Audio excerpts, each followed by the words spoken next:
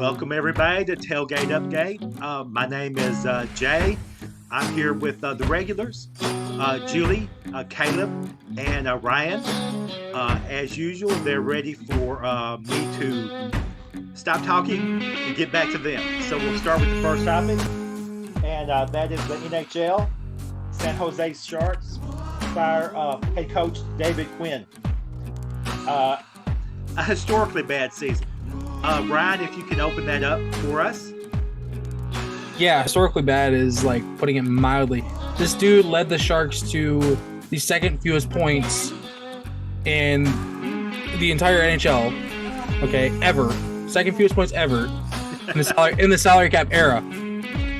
So, like, this dude, he coached 2 seasons, and both years missed the playoffs.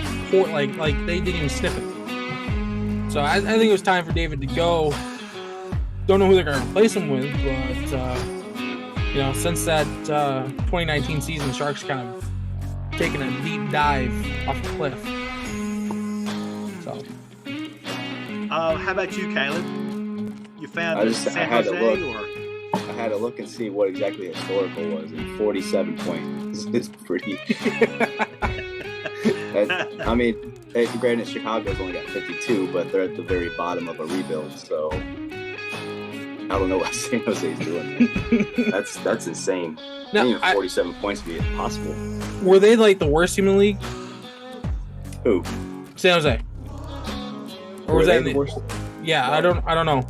Oh yeah, Chicago was the next closest with 52, and then after that, it's 66 for the Jackets. So, pretty big gap between Chicago and San Jose versus the rest. That's like, wow. Wow, San Jose was the worst in the league. 19 and 54 with 9 overtime losses. That's just... Oof. That's their goal differential was minus 150. Now I don't feel so bad being a Ducks fan. Jeez, dude. Like, Chicago was minus 111. Like, still 40 goals separate the two. That's nuts. Yeah, wow. That's about past time due there. I mean, 2 seasons, though, man. Wow. You didn't even improve from year 1? Yeah. Oof. You put us 4 together, and I think that we could probably string out 47 points. Wow. Yeah, and Jay, I looked it up, and this is kind of a pattern for Quinn, because his only other head coaching in the NHL was 3 seasons with the Rangers, the New York Rangers. So he's used to short stints and unsuccessful attempts. So yeah, maybe head coaching in the NHL is not for him, but we'll just have to find out. yeah, Hey, it's not for everybody. Right? Oh, yeah, my he's done God. other leagues. Apparently, he's got a bit of a coaching experience, especially with like some lower level and smaller leagues, but maybe just not the NHL. Yeah. Okay. So just put a little bow on this one. Their starting goalie had 10 wins and 25 losses and 4 overtime losses, and he had 3.45 goals against average. Their backup, 6-20 and 3. With a 3.82 goals against average. Wow. Yep. They also used another goalie who had a 4.71 goals against, and they used another goalie who had a 4.98. Wow. I mean, the first 2 guys are pretty. I mean, 3.5 is pretty respectable. I mean, that right? That's decent. It's mediocre-ish, yeah, but not bad enough to go 10 and 25. You right. You're right. Jeez, it's not a world beater, but. That's they went 22 and 44 and 16 the year before too. Okay. So basically, let me just wrap it up with what I know from generally others. Basically, this guy's gone 5 years coaching in the NHL and never had a playoff appearance, probably. Never had a good year. I must say the- so.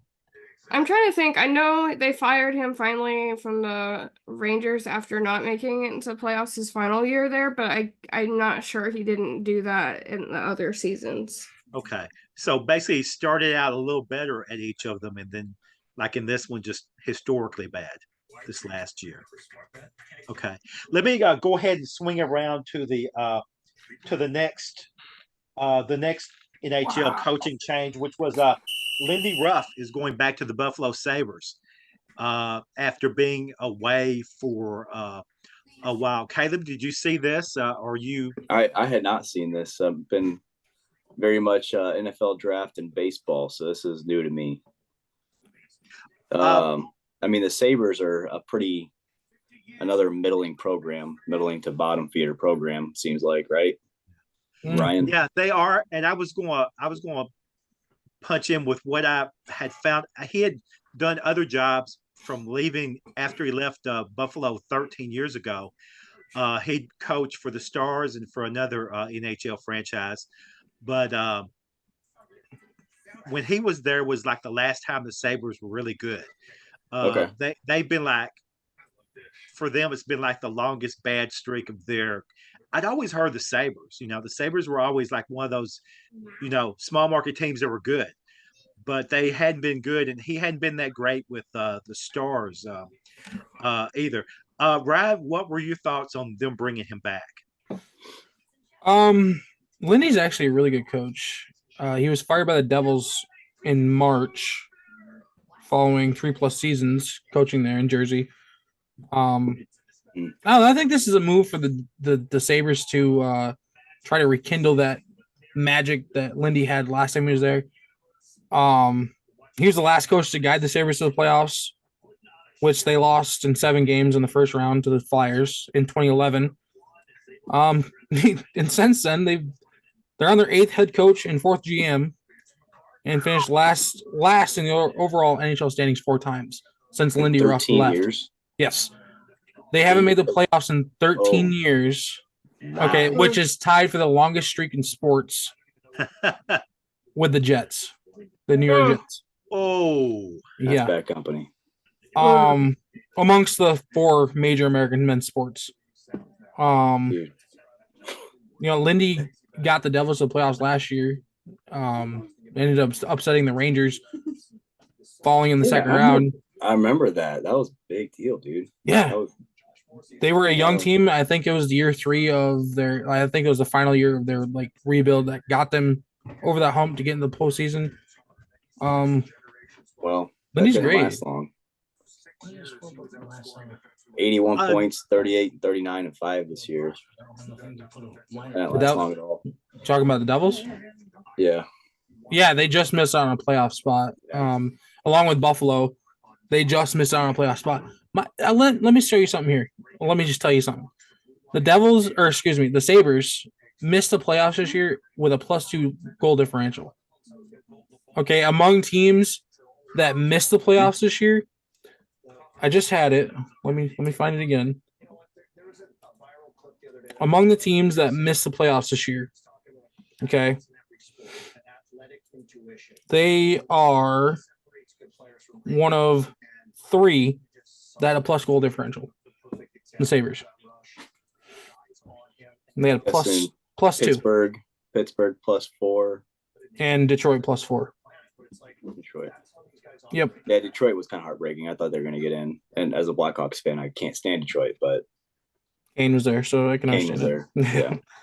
But yeah, so the Sabres have a core that they can work with. I mean, Tage Thompson is a beast. I went down there at the end of March and watched him score 4 goals. So, they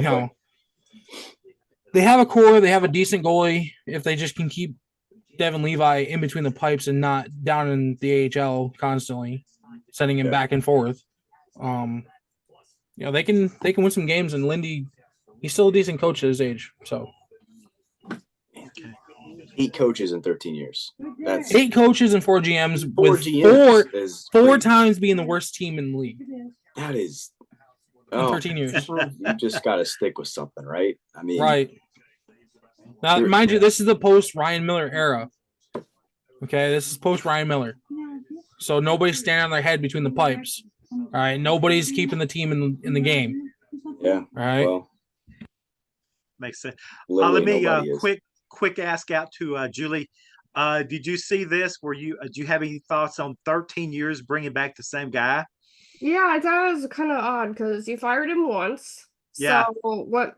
So like, if he left, I think I would understand it a little bit more. But then like, and then the expectation that he's gonna bring back an entire era, 13 years later after you fired him, that's a lot of pressure. I don't see it going as they hope, but in some way, I wish it does because you want to see this kind of era come to an end for the team. How that long was makes he there sense. prior? What's that? How long was he there prior? Um, let me try to He was find. there from 1997 to 2013. There you go. Dang. Maybe you can turn it around. Let's go down and turn it around to the last one on their list for ice hockey, which is the Panthers are missing Sam Bennett for a week with a wrist injury. Yeah, I Ooh. saw Oh that. So man. I looked it up. I mean, it's crazy because they first listed it as a upper body injury, which is so freaking vague. It's annoying. Oh, Anyway, That so irritating. that's the NHL. Yeah, that's the NHL yeah, upper standard. body injury, your hand. Okay. I looked it up and I do not know what's going on outside. I'm sorry, but anyway, there's he took a slap shot to the wrist, which is gonna hurt. Yep. Um, and I looked it up, and a fracture of a wrist can take 6 to 12 weeks to recover tops. And I don't even know if it's fractured. I assume with that kind of force, it easily could be, but that's the kind of prognosis we're looking at here. So in hockey terms, he'll be back in like 3 days. They're expecting to miss him for the rest of the Tampa Bay series. Yes. Yeah. Wow. So which they are up 3-1 right now. Could be tomorrow. Yeah. So Which, I mean, you got to think if Panthers can kind of, get rid of the skeleton called the Lightning struggled with. I mean, you got to figure that they're going to come out of the East, right? the Panthers, I have the Rangers or the Panthers coming out of the East. I did 3 different brackets because I wasn't really sure. Let's hope that it's one of those two. I mean, I wouldn't mind seeing a Canadian team win it. I don't know how you guys feel about that. Like Vancouver or even the Leafs. I mean, no, not doing it for you. I wouldn't mind seeing it. Canada was already on fire. If Why Toronto would I have wins, a problem with Canada winning? Like it's their sport, it's not ours. listen, Canada was already on fire for an entire summer. Okay, we don't. If Toronto wins a cup, you know what's going to happen? That city is going to burn, and Canada's just going to go right off the face of the earth. Back to back, baby. They are going to go crazy in Toronto, and it's going to just go right on down through Canada. Feels like it's going to be Eastern Conference team that wins it this year. I have the Rangers just over seem- Dallas. I have Rangers over Dallas. Over Dallas. Or Dallas is the one Florida seed. or Dallas over Florida. Dallas is the 1 seed for West. Yes, and New York's the 1 seed in the East. Okay, let's jump ahead to the second part of our 6-packs. We're going to go with Major League Baseball, the injury windmill, the Diamondbacks. Diamondbacks, Merrill Kelly is out at least a month with the shoulder injury. So let's lead off with Julie with this. If you've had a chance to look at it or I sure did. So Okay. he's got teres major strain in his shoulder, to be specific, and Okay. that takes roughly 3 months for the average athlete to recover from.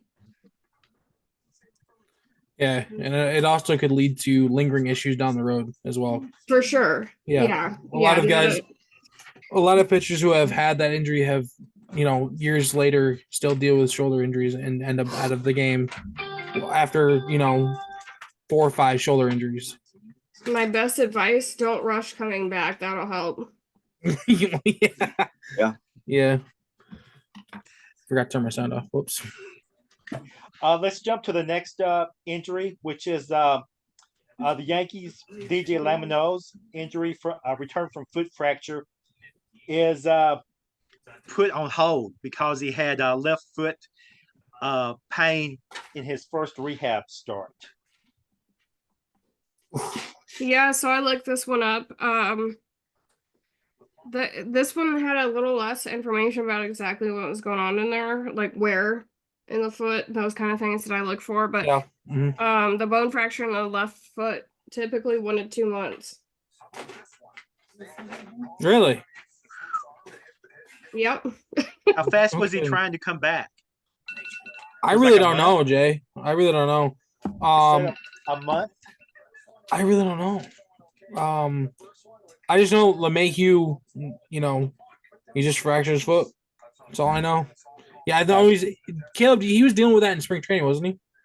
Yeah, I thought that was a lingering deal, so it must just not be Yeah. healing, right, obviously. But that, Yeah, if it's a bone fracture, that means it's broken, and ideally yeah, you would Well, have it yeah. not be broken. Yeah. Now some of these injuries, I believe this was one of them included. Um, if you try to come back too soon, again, there can be some lingering pain that doesn't really get fully resolved. Again, I don't have that much information on the very specifics of the injury, so I'm just kind of going off of like what I could find pretty generally. But do we know how he broke it? I don't know. I couldn't find much. I was curious, like if he took a ball off the top of the foot, or if it's like on the bottom. On the bottom, I could see being a major issue. Obviously, you can't plant, you Yeah, know. the thing about the off-season injuries is you always hear a lot less about how they actually happened. Yeah, it's probably And when something it's stupid. happening, yeah, I mean, you literally off-season, it could be anything, literally. Yeah. So, What Madison Bumgarner do that one year? Like fell off his dirt bike or something like that and jacked himself up pretty Broke bad. his when he broke his collarbone. Yeah. yeah. Hold on. I have the article right here. Um, he fouled a ball off his foot during spring training game on March Yeah. 16th. Oh, man. Yep. This is right I at that guess month mark too. It was a non-displaced fracture when revealed during an MRI. Yeah, I think Julie said 2 months, and this would be like only about 6 weeks later. Yeah. yeah, he fouled off a ball. Yeah, he fouled a ball off his foot during spring From training. the 15th, and Yeah. this week he tried, which would have been right 5.5, 6 weeks later. Yeah, A Right. little Yeah. ahead of schedule, maybe. Man, maybe. And if they get again, each injury is so individual to the age. Have they done it before? Like, He's 35, so yeah. yeah, so you might want to give him the full two. It's 35, yeah. Might want to have him sit out until All-Star break. Yeah. Not like the Yankees need him right now, so Yeah. right. Let's jump ahead to the next injury. It's still early season in Major League Baseball. The Cubs lose Kyle Hendricks to lower back pain. Yeah. So, Caleb, I'll let you take this one to start. Yeah. Well, like I was saying earlier before our pregame show, I don't think that he's actually hurt. I think he's just not right, and they're trying to give him some time to figure it out, go through the pitch lab, and then they'll probably give him another like minor league start somewhere to try and see if that doesn't correct it. But as for the rest of the team, yeah, everybody's hurt. Hendricks, Steele, Morel, Bellinger, Ian Happ, I think just came off. Seiya Suzuki's hurt. Pretty much anybody that would be a starting position player or pitcher, we're missing about 70% of our production right now. We're still winning though. Still half game out of first place. I was going to say, you think that they're maybe being a little bit more conservative since it's early in the year? Hopefully it's like we're getting it out of the way. It's nothing has been major. Never the case. Most major was Steele pulling his hamstring at the first start of the year, but everything else is 10 15 day IL stints at a time, but they're all kind of hit at the same time right now. So Yeah. Yeah. I looked this one up, and it's a lower back strain, and that can take anywhere from just a couple days on ice to a month. Honestly, for him, we have so many young arms that are pitching pretty well. I'm like, he's old. He's like 36, I think. 36, 37. Like, yeah. And he doesn't strive off of velocity, but he's a guy that has to pinpoint his pitch perfectly because he throws slower. or Yeah, else he's going to get freaking jacked. So jacked is what he's been getting. Yeah, Yeah. he's got 12 ERA, 8 home runs given up, which is tied for the most in the league, and 28 earned runs in 5 starts this year. I'm pretty sure he only gave up 7 home runs all year last year. Yeah, he's given up Or 8 in something. April. So Something crazy. Yeah, I was fixed to say, Julie, I missed it a little bit. It was a lower back strain, Yeah. correct? Okay. Okay. That's as specific as they get, though, right? Oh yeah, about as Yeah. much as a upper body injury. I'm sorry. Yeah, but Yeah. hockey is a lot less specific. Yeah. hockey irritates me sometimes. Yeah. Let's see. Let's go on to the next topic. The Brewers are losing Wade Miley for the season with Tommy John surgery. Another one bites the dust. Yeah, that's 12 to 18 months. If it's your second time around, it actually takes less time to recover, but only about 70 players have had it twice. And I don't think he's one of them. But if he Not off the is, top of my head. but then yeah, so we're looking about 12 to 18 months. Yep. Unless he's a fast healer, I guess. Which we don't need any more of, Ryan, because our fast healers come around and beat up about 2 weeks later. He's an older cat too, isn't he? He's in his mid-30s, I think. He's been around how is that affecting the Brewers? Are they low on pitching? Is that going to just knock them out for the year? Or one thing the Brewers seem to always have is pitching. So I look at their pitching, Caleb, and I don't think, oh, that's a great pitching staff. Aside from Freddie Peralta, okay, I don't think that's a great pitching staff. Burns is gone, or is he still there? Corbin's gone to the O's. And Woodruff is gone as well? I believe so. Yeah, it's pretty much Peralta. I mean, unless they got these young cats, which is possible. I mean, Yeah, they their seem to draft offense really well. Their offense is really carrying him at this point, and their bullpen's always decent. So Yeah. You're really aging yourself calling them cats. Okay, look. I don't know. I need to stop. I don't even think my dad does that, and he's in his 60s. Cool cat. Yeah. yeah. Let's move quickly down the injury list and going to Anthony Rendon. He continued.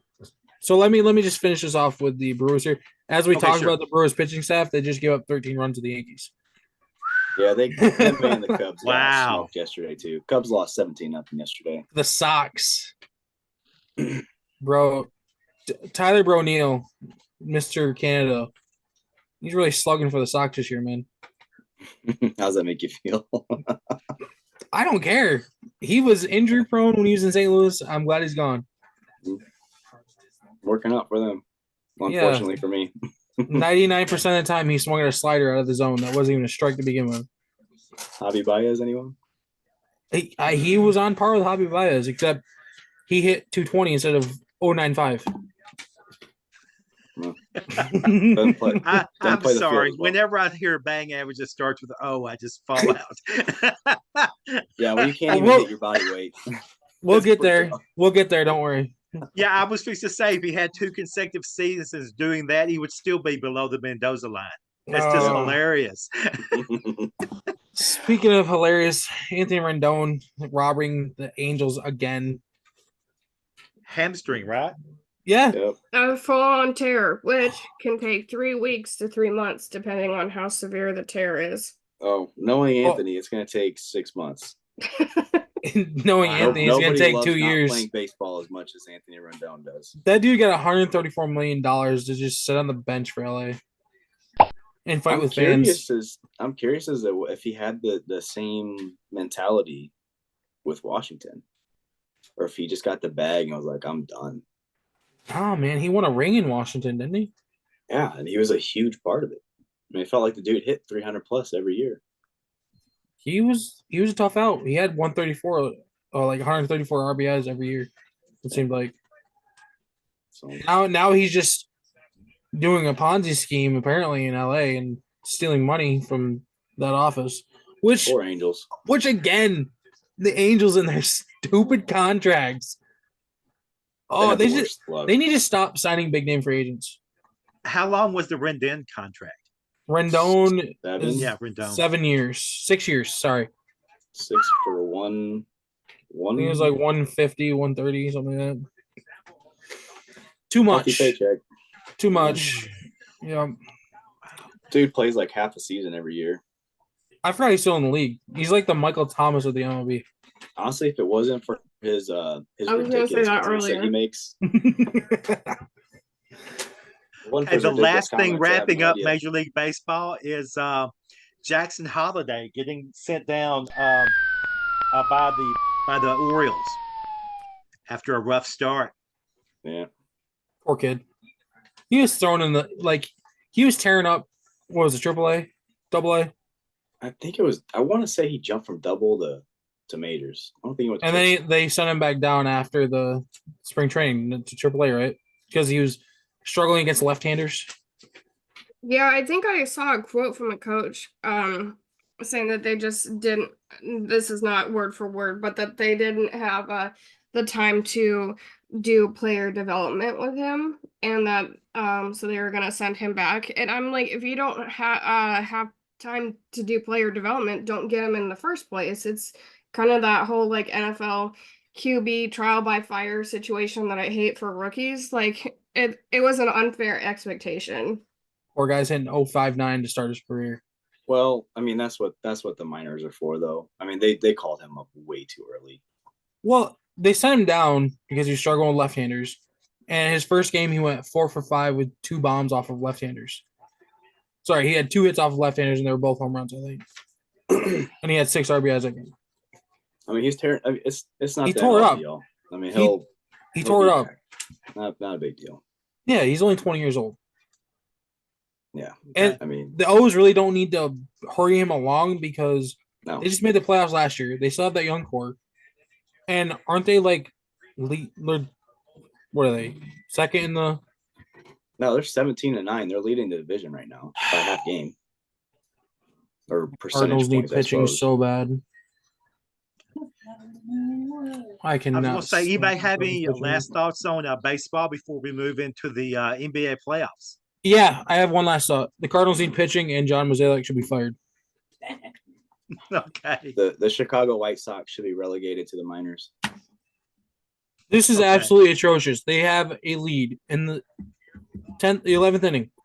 They give up 3 to lose the game 4-2. Oh, they just lost? Yeah. Wow. Oh. They give up 3 runs in the 11th inning to lose 4-2 after smoking this pitching staff over the last 3 days. They can only put up 2 runs today. It was a 4-game series? Oh, sorry, it was 3 games. Sorry. So over the last 2 days, they smoked Arizona to finish out their series after getting beat 14-1. Came out hot in game 1 against the Mets. Came out hot in game 2 against the Mets. And after that, they only scored 2 runs. And they took 11 innings to do that. Baseball, baby. Baseball, yeah. Moving on to the NBA, the overall NBA placements. Who you think is looking worse than you think maybe you were expecting? How about you, Caleb? Any thoughts on like who's like really stinking it up right now? That you thought maybe they would be able to go by, slide Stop by. talking about the bit? Lakers, Jay. It's not nice. Well, Okay. I didn't have any expectations for the Lakers. I'll look. The Lakers should be lucky that they didn't get swept, to be quite frank. But if I'm not mistaken, the Suns are making some people absolutely lose their minds. Mm-hmm. Yes. So They are 3-0, and they are Timberwolves. And the Timberwolves Pelicans are spanking also that ass. 3-0 against Thunder, which is frustrating for everyone, including people who don't. Giddy's on the team, so that's all I have to say about that. Yeah, I can't stand that. Mhm. Listen, Weirdo. I don't know what the shade you guys are throwing at the Lakers here, Caleb. Not shade, man. Just as what it Lucky is. they weren't swept. Bro, they led by 15, 12, and 20. The Nuggets were lucky they weren't swept. Mm-hmm. And you're down 3-1. Well, if Yeah. you lose it every time, it doesn't matter. But it was just nice saying. to see LeBron out Hey, there for once, MJ like didn't doing give his up thing. 20-point leads. I never said LeBron was a GOAT, though, so. I never said you did either. I'm just saying it was nice to see him play out. Oh no, I was talking to Oh. Caleb where he He was said responding to me. MJ didn't give up 20-point leads. I know. Just over there, and I think what we know the problem is that Dwight Howard didn't get hired back to guard him, according to That's Dwight. the problem. And if they had done that, that would have solved everything with Jokic. Which Last night they we all did knew a very it, good right? job against Jokic. Yeah. They kind of kept him at bay for the most part. Mm-hmm. They had a perfect game plan for him last night, and they should have done that the entire series. Well, you definitely pointed out all the 3-0 and the 3-1 teams, because right now, as we sit, we're in the third and fourth game of a lot of these. I will say our most competitive, I think, is between the Cavaliers and the Magics, who are 2-2. Mm-hmm. That's a fun series. Yeah, absolutely. I like Milwaukee like and Milwaukee and Indiana is pretty competitive. That's 2-1 right now. Yeah. Indy. I mean, Indiana had that really nice streak during the middle of the year, the mid-season tournament where they're playing the Lakers really hard. So, it's not playoff experience, but they kind of got really up for that, and played really well for that. And in this one, like y'all were talking about, the injuries are just so amazing. They got two guys that are Hall of Famers that are going to probably miss the whole series. They keep calling them questionable, but they're not playing at all. And then Chris Middleton, who's older Stop than trying both to of them. kill my fire. That's one of my topics, Jay. Oh, sorry. Unbelievable. Simmer down. No, there's another competitive series, and that's between Dallas and the Clippers. Mm-hmm. Dallas leads 2-1, and they're down 20 points right now in the second quarter. Yeah, pretty much. We only have the two teams, or the three: Nuggets, Lakers, Thunder, Pelicans, and Timberwolves, Suns, where there's it's slanted really far one way. Knicks are up Everyone else is pretty, Knicks are up 3-1 on the Sixers now. They just won Did today. that happen while we were? Yeah. They just went final not too long ago. But I mean, the 4 and 5 series are close, like they're supposed to be. So that's nice. Mm-hmm. That's what you want. Celtics and Heat are they're battling out pretty good too.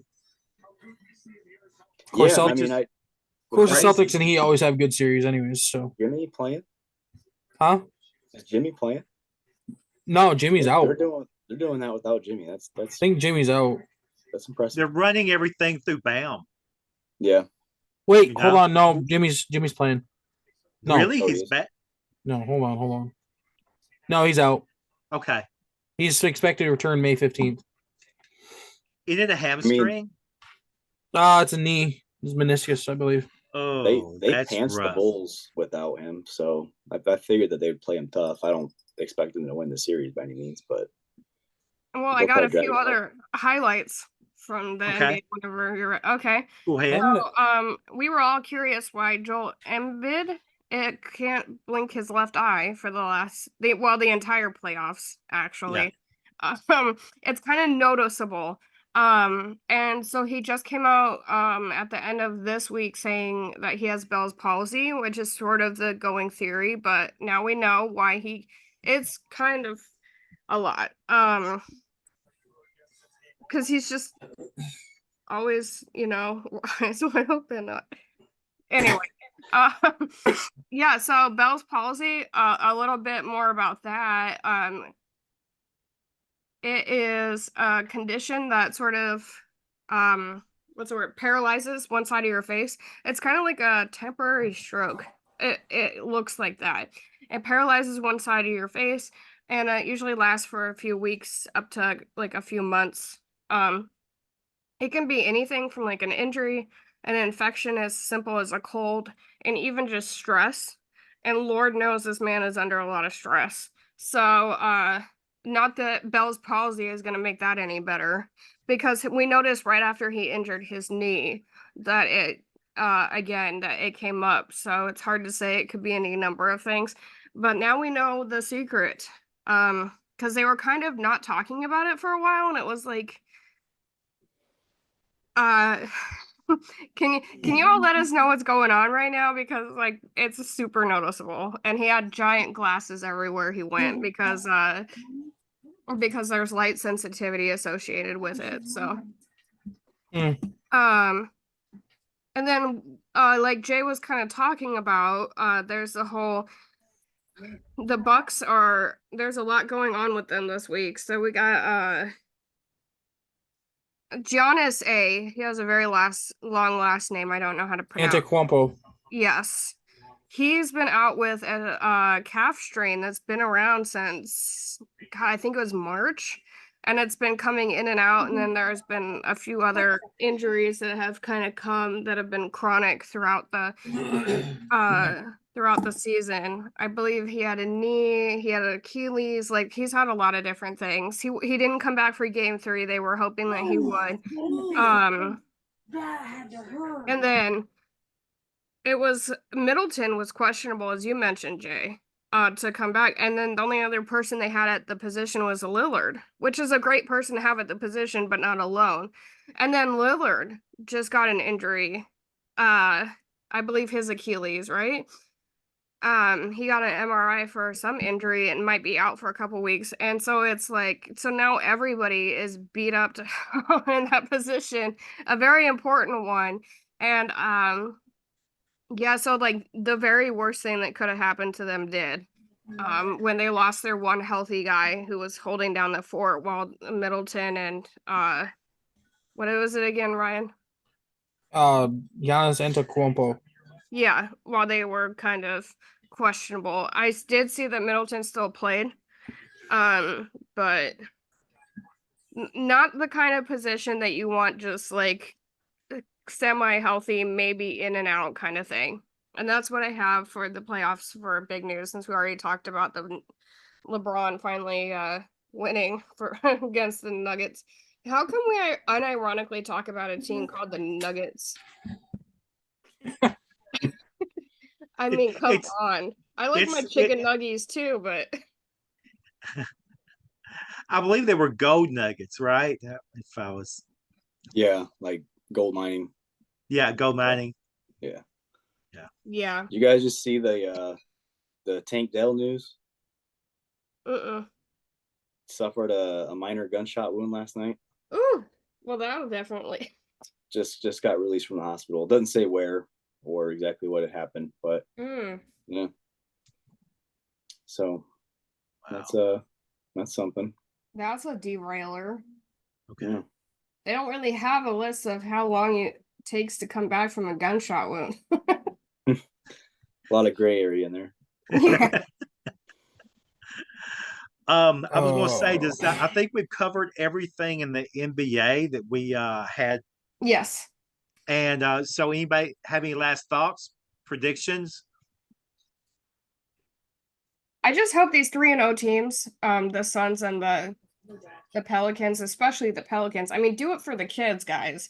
Like, get us some points. Just get a dub. Get it done. I mean, 0 is abominable. And I have been talking about the Suns superfan, Mr. Orange. Like, he's a giddy but worse, hypothetically, allegedly. And so, like, I'm not really in their camp, but still, like, no 3s and 0s, okay? Well, I mean, the Suns were supposed to be like this super team. Yeah. Just getting rolled, man. Super Hate to see it. Hate to see it. They traded a whole lot of draft picks and Bridges. And Bridges has done better than Durant, literally, over the past 2 years. So I don't know what Durant's doing. Might be a little bit worse.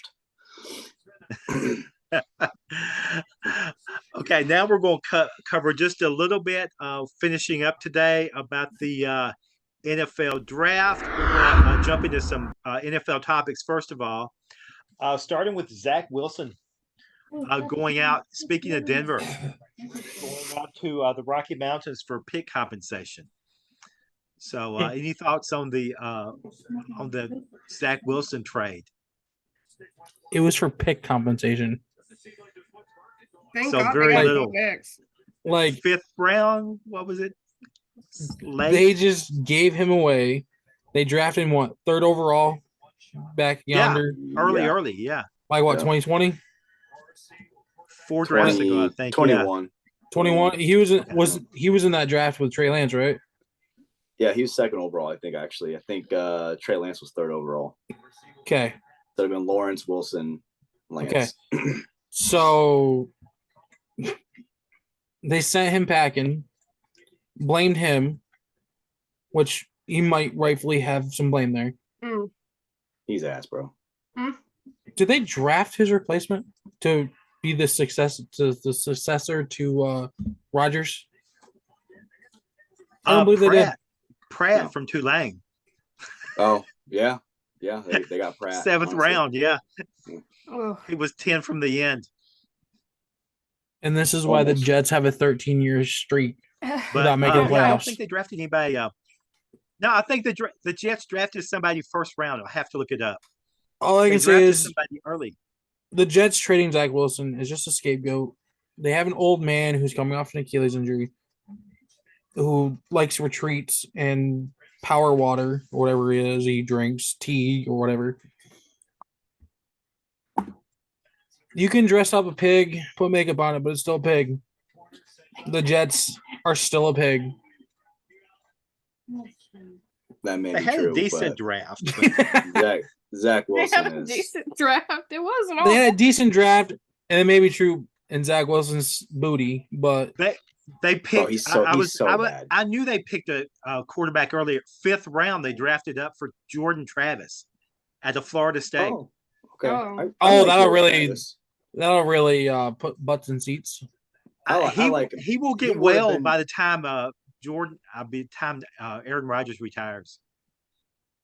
Well, next year? He would have went higher up in the draft had he not broke his leg in half in the Yeah, final game of the he was season. projected first round. So he was Heisman, finalist, I think, and I like Jordan Travis a lot. Good kid.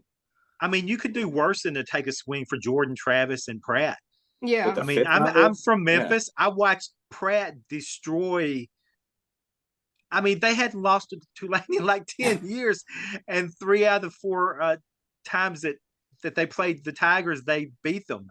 And Memphis why is we shitting on Pratt all of a sudden? He was in the talks. I mean, we knew he wouldn't go in the first round, but he wasn't exactly like the bottom of the barrel either. I think he was underdrafted. Yeah, I'm agreeing with you. I mean, Yeah. I'm just saying I watched Memphis and he throttled Memphis every year. 3 out there of was 4 years rumors. Tulane beat them, and Tulane never beats Memphis until Pratt was the quarterback, and he just did it. So I'm not sure if the New York Jets are like the go-to team to work on the youth of our that are coming directly into the NFL. But Aaron Rodgers thinks he's a coach anyways, so maybe he'll get his little camp out and they can all practice, and this can be a great thing for the team. But I don't think Michael Pratt, and I honestly didn't know the Travis, other yeah. person that you mentioned, but sounds like it could play out. We have already seen that first round doesn't mean you're good. So Oh my yick. So the Jets had the 10th pick in the draft. yes. They traded back 1 for Minnesota's pick, the 11th pick, to get an offensive lineman. They could have got it 10, and Minnesota got a quarterback. Well, and okay. Jets got an additional draft pick. Yeah, so the Bears did this last year where they moved from 9 to 10 to pick a guy that they would have picked anyway, and that would have been available because the Eagles jumped up and grabbed somebody else. But they netted an extra 4th round pick that they used this year to trade for Keenan Allen. So the Bears essentially drafted Keenan Allen and Darnell Wright with 1 pick. Yeah. Let me Because circle of back that around to some of the NFL news before we jump back into the draft. Okay. We'll finish up with the draft. Detroit was turned St. Brown into St. Extension with a $120 million extension, 4 years for Brown. So Ryan, you were wanting to talk about that a little bit. $77 million guaranteed for Amon-Ra St. Brown to catch passes from Jared Goff. What can I say? Detroit is here. They're here to play, man. That's no longer the Detroit Lions of the 90s and Detroit Lions of the Matthew Stafford era. It's a new Lions organization, man. They're looking to Yeah. develop. They're looking to be contenders for the North title. They got to the NFC Championship game last year. They were a couple plays away from going to the Super Bowl. They should have damn well played in Super Bowl. Yeah. Giving up that lead they gave up. Yeah. Yeah. Like, this is not your dad's Lions. Absolutely not. This is not your grandpa's Lions. This is not your great grandpa's Lions. This is not. Oh my god! This Lions team. Not only did they give St. Brown an extension, they gave Penei Sewell an extension. Solidified offensive line at the tackle position. Gave Goff a number one receiver. We're going to talk about later, but they also went out and got a corner, which they needed badly because their corners were awful last year. Mm-hmm. They're doing all the things. They're doing everything that a winning team should do. They're building a winning culture. They're building a winning team, and it's awesome. Yep. I may not like the Lions after the last season, but good for them. Yeah, division rival, but respect the heck out of them. That's a huge re-signing for them. The last of the non-draft matters we were going to talk about was the Bengals are having some issues with people trying to get trade requests. T. Higgins and also Trey Hendrickson. So two vital pieces off. Yeah, I don't get it. So they just traded Joe Mixon in the beginnings of the offseason to Houston. Okay, they were going to release him. Ended up trading him to Houston. They just extended Chase last week, I believe. Gave him some good chunk of change. Burrow's coming off of an injury, and now Trey Hendrickson is their top pass rusher who wants to go bye-bye. And T. Higgins is like, you know what? I want to go too. I'm sick of being fourth fiddle to Boyd and Chase and who's their tight end? I forget their tight end's name. Hey, who's your tight end? Had to ask. Is it Croft? No, I don't know. I don't really know. But either way, Higgins is not the one option, and he thinks he's the one. Yoshivash. Yeah. That's our tight end. I think it's probably more about him playing on a franchise tag instead of having a legit contract. I think it's more about being one, and he's not a one. Well, he wants to be paid like a one. I don't know if he actually wants to be a one. You got to be a one to be paid like a one, and you're not a one. I agree. Yeah, a lot of people would agree. The Hendricks thing is weird. Like, why? What's his deal? It's all of a sudden Henderson wants out. Like he wants to go elsewhere, which is odd to me. You're on a contending team. What else do you want? He said so. Harold Lewis confirmed with ESPN that Hendrickson request is about a long-term investment from the franchise after the two sides settled on a one-year extension last year. Oh, okay. Yeah. He received a one-year contract extension for worth $21 million, which included an $8 million signing bonus. After another season in which he was one of the league's best defensive ends, Henderson is looking to cash in again. Let's see. What about T. Higgins? What's going on with him? Oh, this is about Henderson. My goodness. Nothing. So Higgins is literally just about not wanting to be franchised. That's pretty much. He didn't want to play on the tag this year, which I understand. You get hurt, you're screwed. But I'm pretty sure the tag is like guaranteed. So yeah, I don't. Whatever. I can see it. Oh, maybe they're gonna think maybe Higgins is like maybe Joe isn't gonna be Joe anymore. Okay. I don't see that happening to you. He's coming back from that wrist injury, so who knows? Let's go ahead and roll into our NFL draft this week. A couple of thoughts on our picks, and then we'll go into a general breakdown of the draft as we saw it, especially for our favorite teams. What y'all think about how we did as a group, the four of us, in predicting the first 10? Oh, boy. Not good. What do you think, Julie? Well, We could pull up the top 10 and then see where we went wrong. Because I have the. We have everybody's top 10? What? Do we have everybody's top 10? Well, do your math and figure it out. I don't recall what I said.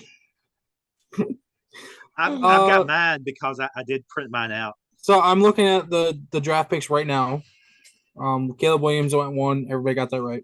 Got that? Yes. Yep. Jaden Daniels at 2. I 3 said of the 4 got it. Yeah. I said they go offensive line, but if they're going to pick a quarterback, they're probably going Jaden Daniels. So I'll take that as a loss.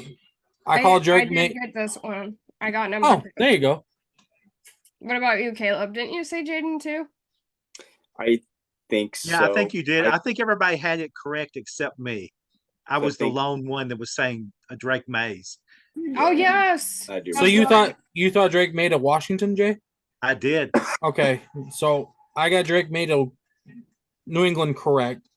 Me too. And then everybody got the third one correct. Everybody knew that one.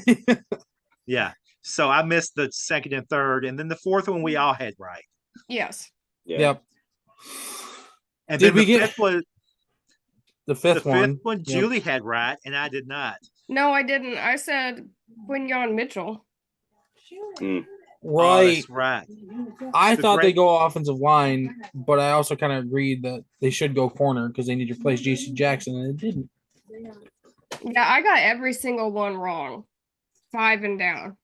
Did you really? Yeah. Wow. Okay. No, you didn't.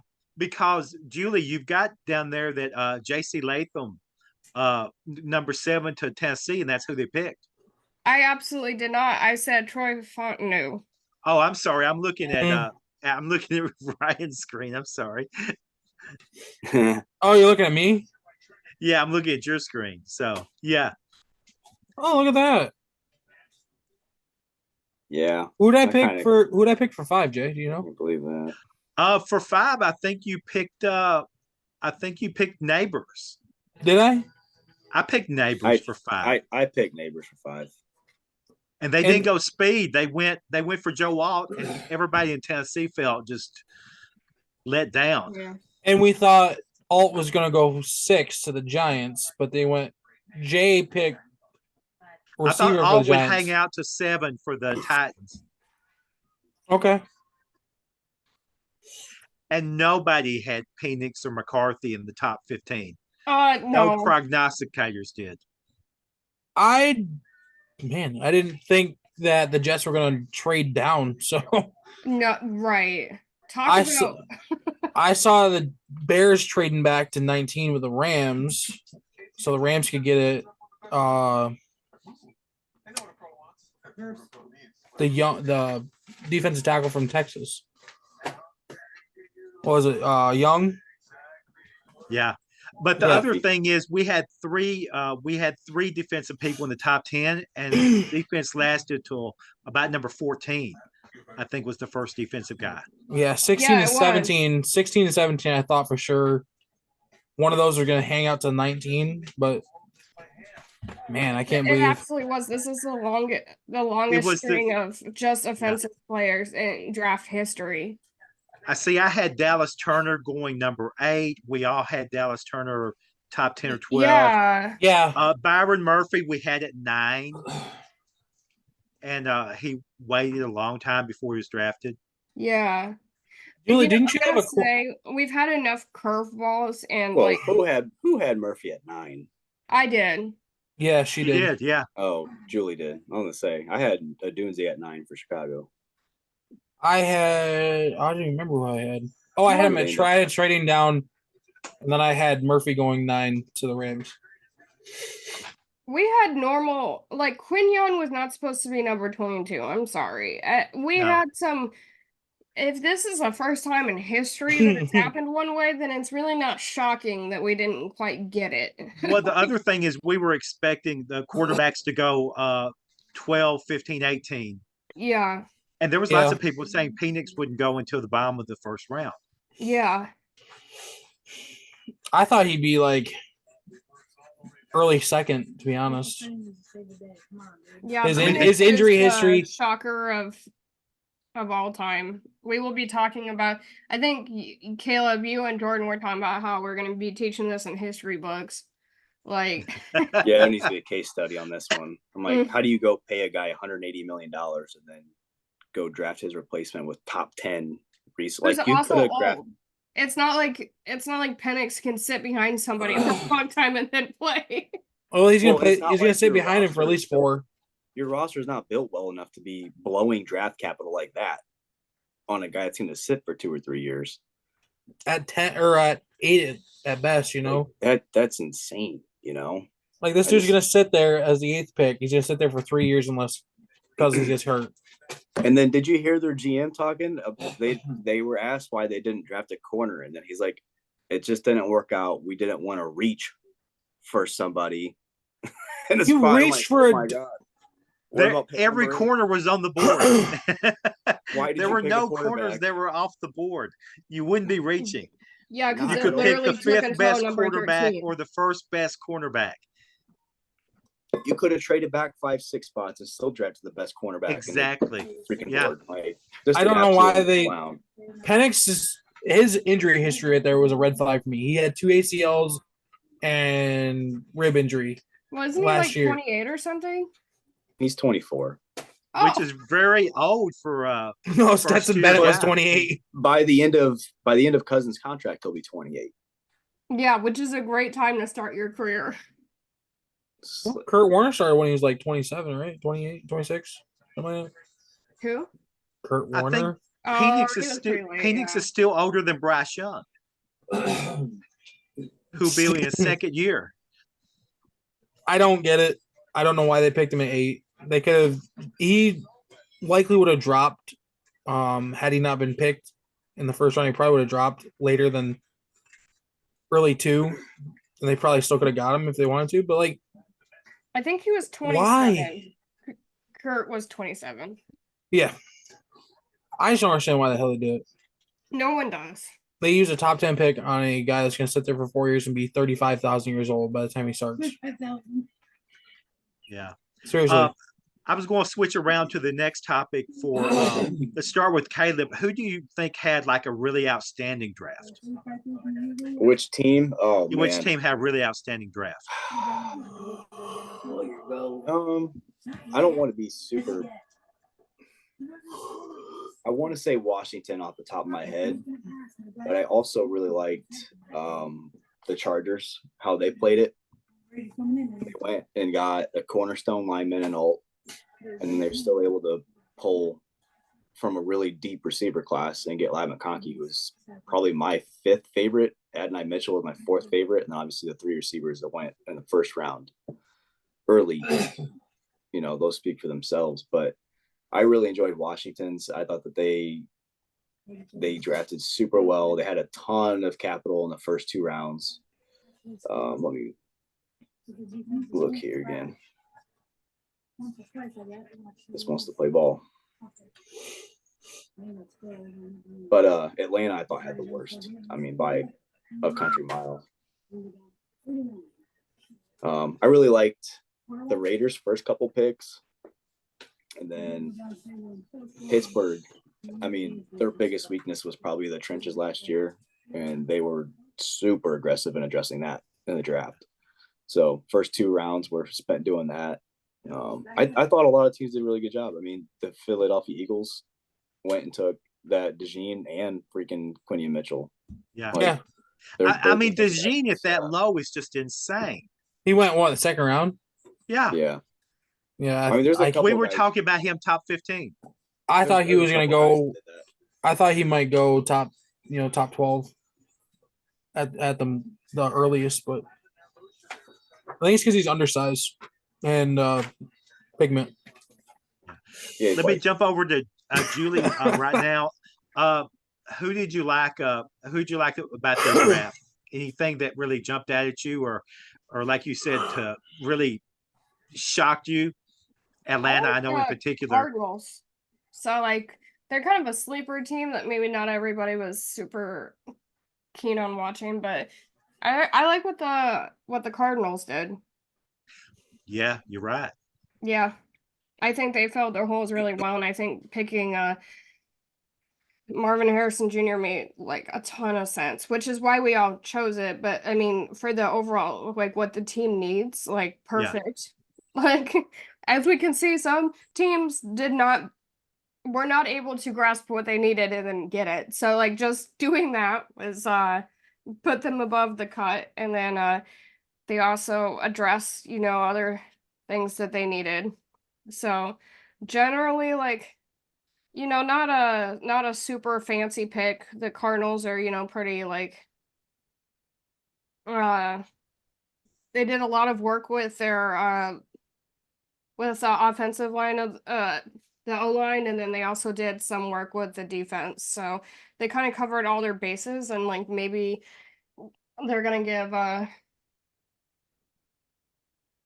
little dude, what's his name? Their quarterback. They're gonna give their quarterback a chance to Murray. actually. Cousins or Pennant, or sorry, excuse me, Murray.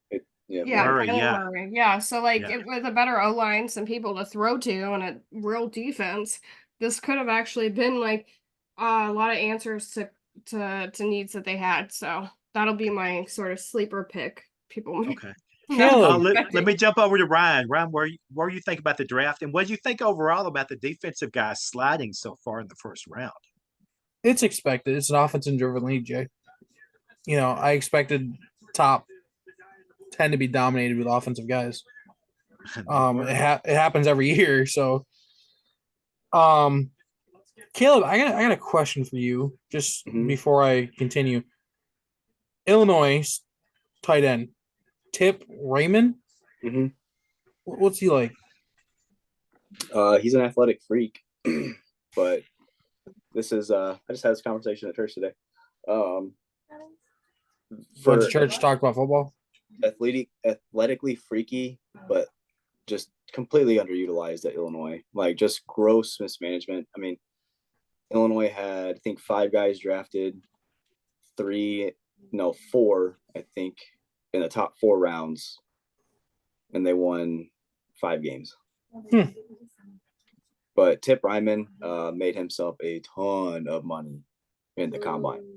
Ton of money. He dominated. Yeah. So, because I think he only had like 5 touchdowns his entire career, maybe 40 catches his entire career. Just very, very low volume. So, but the Cardinals took, 2 Illinois guys right in a row. So I appreciate that aspect of it. Isaiah Adams went going to protect, give that Kyler Murray offensive line a good middle. So. Yeah, I'm sure Kyler does too. Let me jump over. Yeah, go ahead. Arizona really did a really good job True. drafting what they needed, like Julie said.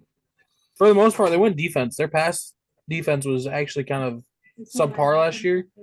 For the most part, a couple of weeks they were really good, but overall their pass defense was kind of meh. And they addressed it. They went and got defensive backs, defensive ends, cornerback that they really need. They got a cornerback with their second round pick. So Max Melton out of Rutgers, he might be decent for him, but 7 picks in the first 3 rounds. I'm maybe a little biased though. I think the Rams had a really, really good draft. I really do. Yeah, I was going to circle around to what everybody thought that their particular team did. What do you think were the best parts for the Rams, Ryan? Well, first of all, they addressed defensive line. They got Jared Verse with their first pick, the 19th pick in the draft, out of Florida State. Doubled down on that with their first second round pick. Sorry, their only second round pick. Braden Fiskey, defensive tackle, trying to replace Aaron Donald. Not capable of doing that. If he's, half as good as Aaron Donald was, it's going to be a steal. Did you see the phone call that they made to Fisk? No, I did not yet. No. So him and Verse were college teammates, right? Mm-hmm. Yeah. They had Verse come up to like where the Rams draft room, and he broke the news to Fisk that he was drafted by the Rams. That's cool. That's pretty slick, man. That's a cool move by the Rams right there. Yeah. Wow. Rams are all about class these days anyways. So Blake Corum, running back out of Michigan. It's gonna be a great 1-2 punch with Kyron Williams. Ronnie Rivers will complement that well too out of the backfield. Quick question: wasn't he the first guy off the board, the first running back, or was there another one before him? He was the first one I remember seeing. Hold on here. That was No, pretty there was- late for first running back, maybe, but I think Let me Jonathan check Brooks was the here. first one off the Let me board. see here. Hold on. He went in the second. Position. Oh my goodness. I mean, safeties and running backs really, really went late this year. So the first running back off the board was Ray. Oh, excuse me, not Ray Davis. Let's see. Let's pick. Marshawn Lloyd went 88th overall. Yeah, Marshawn Lloyd, I think, went. No, Corum was third round pick. Wow. He went 83rd overall, and then Marshawn Lloyd to Green Bay at USC went 88th. Yeah. Okay. Wow. No, I thought it was a really good draft for the Rams. Definitely addressed some needs. I wish it would have went and got some cornerbacks, but okay. Jonathan Brooks, number 46. Number 46. Oh, excuse okay. me. Sorry, I must have missed that. Where did Jonathan play? Caleb? Texas. Show? Texas? Okay. Yep. Oh, he went to Carolina. Yeah. And then Trey Benson was 66. He went to the Cardinals. Okay. And then we have Blake Corner. Okay. Let me jump over to Julie. What did you think for the Seahawks in particular, or anybody else that really jumped out at you? Yeah, well, I obviously was a fan of Byron Murphy since I picked him second. And I think a lot of the NFL world agreed with me that he was a great first pick for them.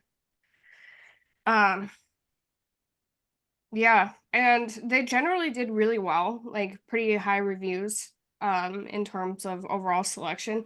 I know there's definitely some doubts about some of the people that they picked on the third day, but I mean, in comparison to some of our other teams, not so bad. If the only doubts they have is your third day, like that's pretty good. And even then it wasn't too bad, but I know that there was some like debate about some of their later picks, like Michael Drell, and not everybody loves Tyrese Knight either. So yeah. But I mean, we're talking about pretty like number 118. I don't know. Like could definitely be worse. I think Seattle did a very good job drafting this year, especially the first couple picks they had. Yeah, Christian Haynes was great. Byron Murphy was good. I'm not a fan of that Byron Murphy pick. I'm not gonna love dealing with that twice a year. Yeah. I was going to say a little something about the Titans before I circle back to Caleb. I thought the Titans had a good draft. They went very large. They didn't do many skill positions at all to like the 4th or 5th round. I think they picked the safety about the 6th round. They went Lathan, which I thought maybe was a bit of a stretch at 7. He's top rated, the second or third rate offensive tackle on most boards. But I kind of was leaning towards, I mean, why wouldn't you go for like a Dallas Turner, somebody, the top defensive guy at that point when obviously your first choice was off the board. Second round, they went for Sweat, again, another Alabama guy. And I think he had some character issues, maybe. Was there something going on with him? The DUI, yeah. The DUI, okay. Yeah, Yep. you told me about that. I was like, I wasn't aware of it, Julie. And then I looked it up. I said, oh, okay. That's why he slid so far, because he was like, it was like a week too. It was like a week ago or like 2 a week ago. Like, okay, yeah. It happened like right before the draft. Yeah. I mean, it's not as bad as having like a gas mask on, but still, it's pretty It's not great, yeah. But considering how many DUIs I cover in my true crime segment every week, it's not exactly shocking either. Yeah. I would say stay out of trouble before the draft. Don't do anything stupid. Yeah. And the rest of the draft was good. And like I told Julie, I said this is the second year in a row late. The only skill position guy that they pick out of all the NFL draft, they pick a Tulane guy, which like really freaked me out. Last year was Tajay Spears late in the Mm-hmm. draft for running back, and this year it was the wide receiver. I don't know the name off the tip of my tongue, but the wide receiver for Tulane. And so now I think the Titans are maybe going for the championship of the American Athletic Conference, instead of trying to win the AFC South. It's like, really, out of all the AAC teams that you pick Tulane is like who you're going to be your offensive bell cow here. But anyway, Pratt lasted all the way down to the end for the Jets after they picked Travis Jordan in fifth. And I thought that, I mean, Pratt actually had a better athletic career at a low graded school because I mean he took them to a New Year's Day bowl, for goodness sake, at Tulane. It was just insane how good he Mm. was at a group of five school. The later round picks were just mainly middle of the road stuff for the Titans. They didn't make their usual left field, what in the world are you doing pick. You always see in the third or fourth round from the Titans every year. Rand Carthen just kind of went straight down the board. And every time, Mel Kiper would get on and say, yeah, that's a good pick. I can't believe he's still there on the board, kind of with Mm-hmm. them. So I was really overall happy with what they did. But as far as my alma mater, Memphis, I was not happy that they were shut out of the draft for the second year in a row after 7 or 8 years of having a pick, and like 3 of the 4 years having like a starting running back somewhere in the NFL. So they kind of went on a slump, and it was a 10 win year for Memphis Tigers. So I was surprised that they were shut out um, all the way. Okay, I'm going to circle back to Caleb. Caleb, how do you think your team did this year on the draft? Yeah, I'm excited. I think that they ended up with 5 picks. They traded back into the 5th round after they were done in the 4th. Gave up a 2024 or 2025 4th for a 2025 5th, who they ended up drafting the edge defender out of Kansas, who has really high pass rush win rate. So seems like that's going to be their kind of bread and butter with him as they develop, the rest of his game to be a 3rd down or 3 down guy. Their left field, what are you doing pick was drafting the Iowa punter in the 4th. But I mean, he's been the best punter in college football the past 2 years, and they really need a punter. So I was like, it's one of those things where it's like, I think Poles was like, I'm not leaving here without him. And we don't know if we're for sure going to get back into this thing. So we just need to take him now. I feel really good about the Bears roster with where it's at. 3rd round pick. They used on Yale's Kuran Adam Bijo or something like that, tackle. He's been a lifelong Bears fan, so that's kind of cool to see. But then obviously you got your 2 top 10 picks, Williams and Odunze, and I don't think that board could have felt any better for him. I mean, dream scenario was Odunze would still be there, which thanks to, Tennessee going offensive tackle and then Atlanta doing the unexplainable. So, yeah. Did you see the phone call that Ryan Pohl or whatever his name is sent or had with Caleb Williams when he told him he was being drafted by the Bears? Yeah. That was so cringy. Yeah. Can you tell that they've known this for months? Like it was a good attempt to be funny and like haha, but like yeah, it was so bad. It was a little much. I really liked their phone call video with Kuran and his family. It was pretty touching, but that one was like, yeah, all right. It was like a drunk phone call to like your ex after they changed their number and you found out. But what you doing, Brian? I'm gonna soak that up. We very well may finally have our franchise QB that's gonna break the 4,000 yard record. That's gonna break the 30 touchdown record. Have us competing in the North with the Lions and Packers for 2 years until you break it up again. Isn't that what Chicago likes to do? Break up what? Like you guys build a roster, it gets really good, you compete for a couple years, and then you just blow it up. No. No, We're just like really good randomly out of nowhere. And then guys like Ryan Pace, our former GM, who's now one of the executives with the Atlanta Falcons, so it makes sense why they did what they did. What they do is they mortgage your entire future to try and get guys that they don't pan out, and then you're stuck without any draft capital or cap space to work with. So like I said a few episodes ago, this is the first offseason that we won't be paying Danny Trevathan, who hasn't played for Chicago Bears since 2020. Like, and there were several bad contracts like that still on our, because he would just kick the can down the road. So some teams can pull it off, some teams can't.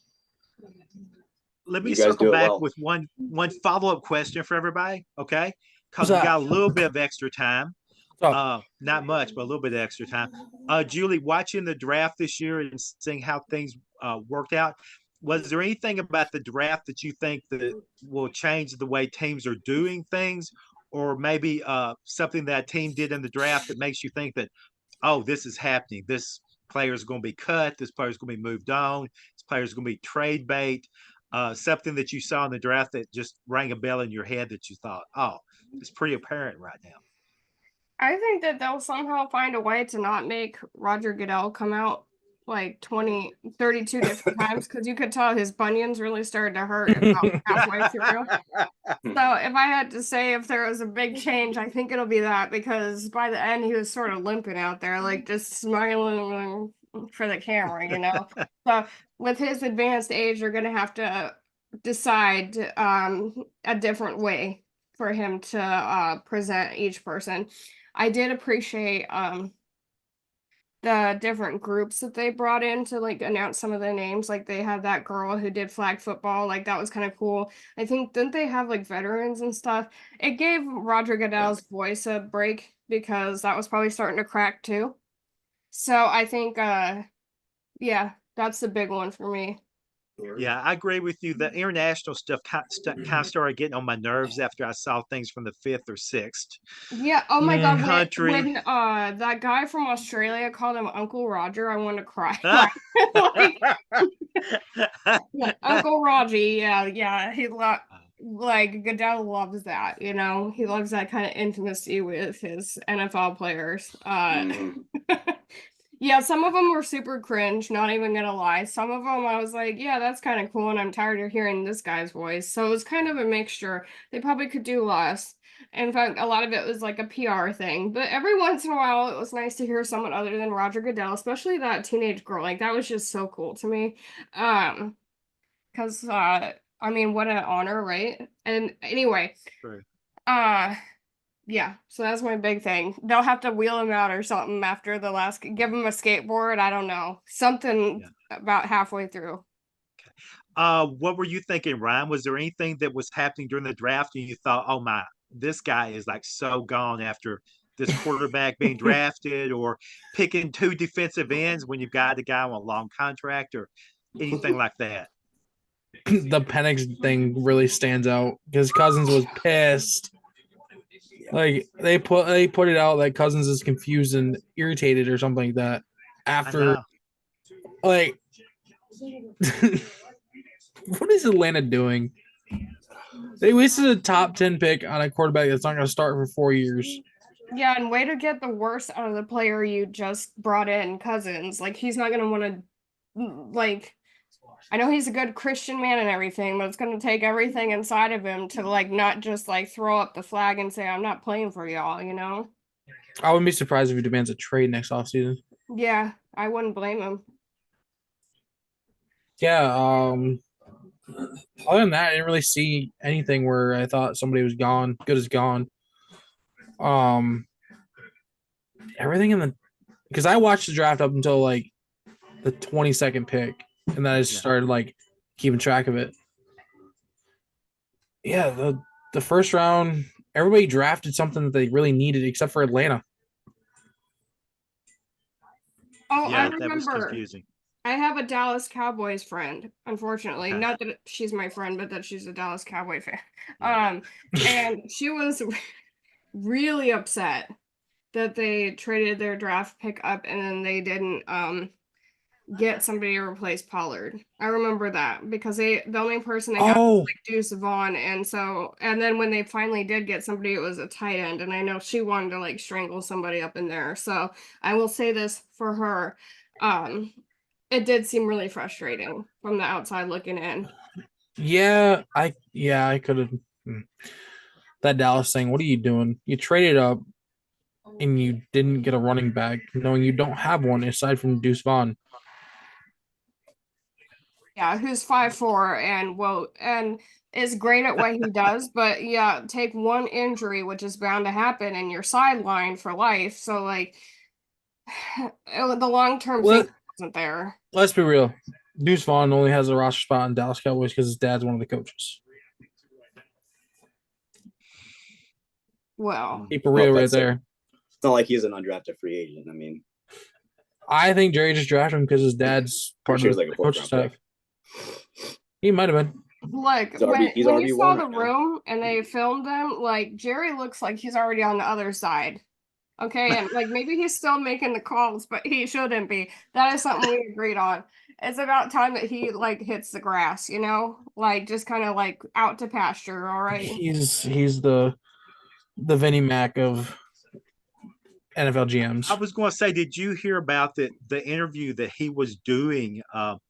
That they were talking to him about who was left on the board for the second round that could be good, and he went on and on about Blake Corum, and never took him.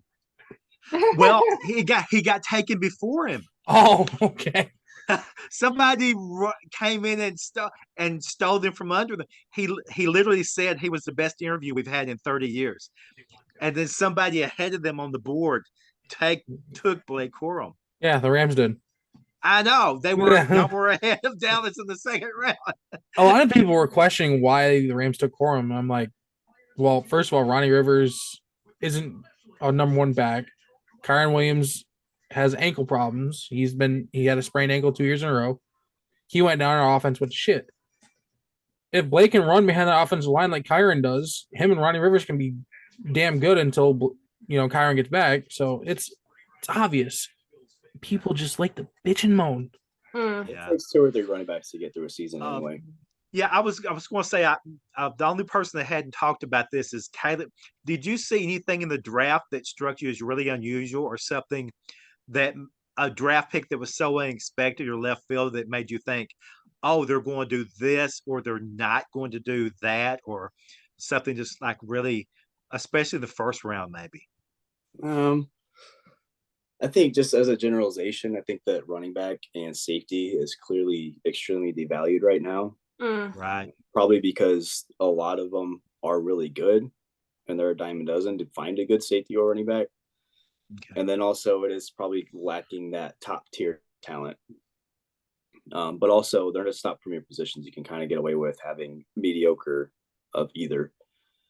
I'd say that the biggest confusion for me, aside from the obvious in Penix and the Atlanta Falcons, was the Buffalo Bills. I'm not sure why you would trade back with the team that's held you out of the Super Bowl for the past 4 years, let them take the fastest receiver since who knows when. And then 4.21. Yeah, like just that's insane. Scalding. Yeah. Bro, 4.21 does not translate to touchdowns if you can't catch the ball. Doesn't, but you know what? If you're Xavier Worthy, you got to be pretty happy about learning under the tutelage of Andy Reid and Patrick Mahomes. I can't think of a better landing spot for him. I suppose, but like they had MVS last year, who was decently with speed, couldn't catch a cold. Well, it doesn't mean that Xavier Worthy is the same player, though. No, I'm just saying. And then they traded back again with the Panthers, so the Panthers could take a receiver with a second and third round grade in the first round. I mean, just doesn't make any sense. Yeah. I couldn't believe A.D. Mitchell went all the way to like 40 something to the Colts. That was crazy. Like he should have been a first round pick, and a lot of people had him going to Buffalo. So yeah. Which a small thing was Chris Ballard. I know we've clowned him a few times here because of his overratedness being the Colts GM, but he went to bat for A.D. Mitchell after the draft on the second night, basically saying like all the stuff that was coming out about his bad interviews and lack of character was complete bullshit. And I mean, he was very candid about it. I like that a lot. And if I'm A.D. Mitchell, I'm running through a brick wall for that guy. Yeah, the only thing that I had that really stuck out to me in the draft was especially towards the late rounds, a couple players that if they had maybe come out a year earlier, I'm thinking of Travis Jordan out of Florida State and Spencer Rattler. If they come out a year earlier, they both lasted till like the 6th round to get the 6th round money. I would have thought they would have both been like a 2nd or 3rd round pick if they come out a year early. They just had horrible years this year. I mean, Jordan was just because of the injury, because Florida State was much better with him early in the year. And then Spencer Rattler, every year, he just kind of degraded as far as his performance.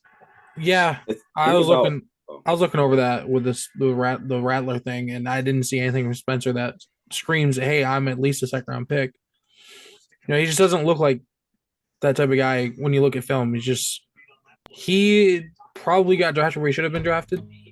He might be able to be molded into something, but coming out of college, he just looks kind of like, I wouldn't say Jamarcus Russell, but like he looks on that tier of like, you won't be there very long. He's got crazy arm talent. And he's a quick processor. He looks like it too, doesn't he? And if you watch, and this was actually reported by Ian Rappaport, the series QB1 that used to play, he was on there, I think their last season, I want to say. And man, I mean, it could have been just the way the cameras and everything portrayed it, but he could not look like a worse teammate. I mean, just degrading his guys at every chance he got, throwing fits, just a total child. So that apparently played a part in a lot of teams' grading of him. And I'm not sure how he was at Oklahoma once Caleb Williams came in and he ended up replacing him there. But I don't know. I mean, he's got a decent amount of talent, I'd say. Like Jay said, 2nd, 3rd round guy. His best path might have been to stay back another year because next year's class looks just atrocious. I mean, it's basically I was saying that, and maybe that's why so many were picked. Even 6th, 7th round, there were 3 or 4 picks out of left field. The Pratt thing to the Jets when they had already picked a quarterback in the 5th round. So that was kind of surprising. But yeah, I think we've covered all the topics today. Ryan, Julie, anything else to add to circle back to? Nothing. I can't wait till next week. Sounds good. Yep. Enjoyed meeting with you guys. It was so fun. And always fun, Jay. To like, subscribe, hit the notification bell. Ding. We see like 8% of y'all are not subscribed, so let's step that up a little bit. And Julie's really stuck on the analytics of our podcast now, so like really listen to her. Just hit the subscribe button. It's free. Anyway. It is, yeah. Yeah. Yeah. And I am Ajax on Twitter, so if you see something from me about Tailgate Update, I'm all in. All in. All right. See y'all next week.